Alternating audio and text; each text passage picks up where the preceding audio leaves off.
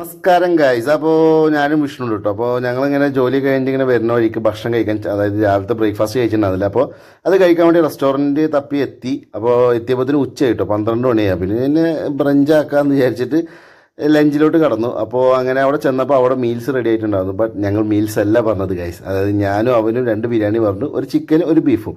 അപ്പോൾ അതിന് വേണ്ടി വെയിറ്റിംഗ് ആണ്, കാരണം അവർ ആയിട്ടുള്ളൂ. അപ്പോൾ അത് സെർവ് ചെയ്യുന്ന രീതിയിൽ പ്ലേറ്റിലോട്ട് മാറ്റുകയാണ്. അപ്പോൾ റെസ്റ്റോറൻറ്റിൽ തിരക്കൊന്നും ഇല്ലാന്ന് നോക്കണ്ട, കാരണം ഉച്ചയായിട്ടുള്ളൂ, 12 മണിയാണ് കറക്റ്റാണെങ്കിൽ പറയുകയാണെങ്കിൽ. അപ്പോൾ ഞങ്ങളിങ്ങനെ വെയിറ്റ് ചെയ്തിരുന്നു, ഞങ്ങൾക്ക് തിരക്കുണ്ടാകുന്നില്ല. അതിൽ ഇരുന്നപ്പോൾ എനിക്കുള്ള ബീഫ് ബിരിയാണി വന്നിട്ടു. അപ്പോൾ ഇനി അവൻ്റെ ചിക്കൻ ബിരിയാണി വെട്ടിച്ചിട്ട് ഞാൻ വെയിറ്റ് ചെയ്തു. അതല്ലേ രസം, വലിയ രസമല്ല, മര്യാദ. അപ്പോൾ ഞാൻ ജസ്റ്റ് ഉണ്ടോ ഒരു എക്സ്പെർട്ടിനെ പോലെ ആ പ്ലേറ്റിൽ നിന്ന് എൻ്റെ പ്ലേറ്റിലോട്ട് തട്ടി, എന്നിട്ട് ആ പ്ലേറ്റാണ് മാറ്റി വെച്ചു. അപ്പോൾ മിക്ക നമ്മുടെ നാട്ടിലെ സാധാരണ ഹോട്ടലിലൊക്കെ, അതായത് നാട്ടിൻപുറത്തെ ഹോട്ടലിലൊക്കെ ഇങ്ങനെയാണ് സെർവ് ചെയ്യുക. ഈ 5 സ്റ്റാർ സെറ്റപ്പിൽ വൈറ്റ് പ്ലേറ്റിൽ സെർവ് ചെയ്യണമെന്നുള്ളവരൊക്കെ ആ രീതിയിൽ കൺസിഡർ ചെയ്യുക. അപ്പോൾ ഞാൻ തൊട്ടപ്പോൾ തന്നെ ഭയങ്കര ചൂടായിരുന്നു, റൈസ് ആണെങ്കിലും മീറ്റ് ആണെങ്കിലും.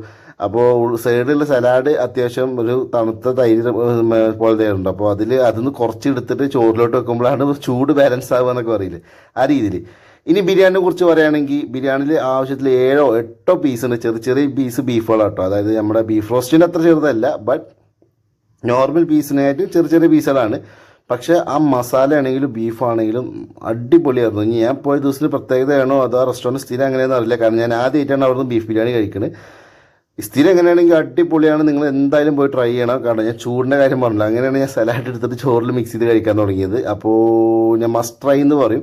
അതുപോലെ തന്നെ ചിക്കൻ ബിരിയാണിൻ്റെ പറയുകയാണെങ്കിൽ, ചിക്കൻ ബിരിയാണിയിൽ ചിക്കൻ പൊരിച്ച് ചേർക്കുക കേട്ടോ. ബട്ട് ആ ചിക്കൻ ഫ്രൈയും അതുപോലെ തന്നെ ഇവരുടെ മസാല ഉണ്ടല്ലോ, അത് ചിക്കനിലാണ് ബീഫിലാണ് സെപ്പറേറ്റ് മസാല കേട്ടോ. ഒരേ മസാലയിൽ രണ്ടും മിക്സ് ചെയ്യുന്ന കുറേ ഹോട്ടലുകളുണ്ട്, ബട്ട് ഇവരങ്ങനെയല്ല. ആ മസാല കഴിച്ചു നോക്കി ഞാൻ. അപ്പോൾ 2 ഡിഫറെൻറ്റ് മസാലയാണ്, നല്ല ടേസ്റ്റ് ഉണ്ടായിരുന്നു. നമ്മുടെ ഉള്ളിയുടെ സ്വീറ്റ്നെസ് ഒന്നും വന്നില്ല. മിക്ക കടകളിലും ഉള്ളിയുടെ മധുരം മധുരിക്കും ബിരിയാണി മസാല, ബട്ട് ഇവിടെ അങ്ങനെയല്ല. ആവശ്യത്തിന് സ്പൈസിനെസ്സും കാര്യങ്ങളൊക്കെ ഉണ്ട്. അപ്പോൾ അവനും അതന്നെ പറഞ്ഞത് കേട്ടോ, ചിക്കൻ ബിരിയാണി അത്രയും നന്നായിരുന്നു. അപ്പോൾ നിങ്ങൾ പോയി ട്രൈ ചെയ്ത് നോക്കുക. അപ്പോൾ ലൊക്കേഷൻ അല്ലേ വേണ്ടത്, ലൊക്കേഷൻ നമ്മുടെ വരവൂരിൽ നിന്ന് തലശ്ശേരി പോകുന്ന സൈഡിൽ റൈറ്റ് സൈഡിൽ ഒരു റെസ്റ്റോറൻറ്റ് ഉണ്ട്, റോഡ് സൈഡിലാണ്, നിങ്ങൾ കാണാതിരിക്കില്ല. റെസ്റ്റോറൻറ്റിൻ്റെ പേരെന്ന് പറയുന്നുണ്ടോ, ടേസ്റ്റി കിച്ചൺ എന്നാട്ടോ. അത്യാവശ്യം കുറച്ച് ഡൈനിങ് ഒക്കെ ഉണ്ട്, കുറച്ച് ഷീറ്റൊക്കെയാണ്. പക്ഷേ അവിടെ അത്യാവശ്യം ഫാനൊക്കെ ഇട്ടിട്ട് കൂളിംഗ് ഒക്കെ ഉണ്ട്. ചൂടില്ലാതെ ഞാൻ പറയില്ല, ബട്ട് അവർ ഫാനൊക്കെ യൂസ് ചെയ്ത് അഡ്ജസ്റ്റ് ചെയ്യുന്നുണ്ട്. അപ്പോൾ നമ്മൾ വരവൂരിൽ നിന്ന് തലശ്ശേരി പോകണേക്ക് റൈറ്റ് സൈഡിൽ ടേസ്റ്റി കിച്ചണുണ്ട്. അപ്പോൾ പോയി ട്രൈ ചെയ്യുക. അതുപോലെ തന്നെ നിങ്ങൾ ഞങ്ങളുടെ ചാനൽ ആദ്യമായിട്ട് കാണാൻ ജസ്റ്റ് സബ്സ്ക്രൈബ് ചെയ്തേക്ക്, വീഡിയോ സബ്സ്ക്രൈബ് ചെയ്യാൻ മറക്കില്ല. അതുപോലെ തന്നെ നിങ്ങളുടെ അഭിപ്രായങ്ങൾ ജസ്റ്റ് കമൻറ്റ് ബോക്സിൽ മെൻഷൻ ചെയ്തിട്ടു. നിങ്ങൾ പോയി ട്രൈ ചെയ്തിട്ടുണ്ടെങ്കിൽ നിങ്ങളുടെ അഭിപ്രായം കമൻറ്റിൽ മെൻഷൻ ചെയ്യുക. അപ്പോൾ സബ്സ്ക്രൈബ് ചെയ്യാൻ മറക്കില്ല. ഓക്കെ.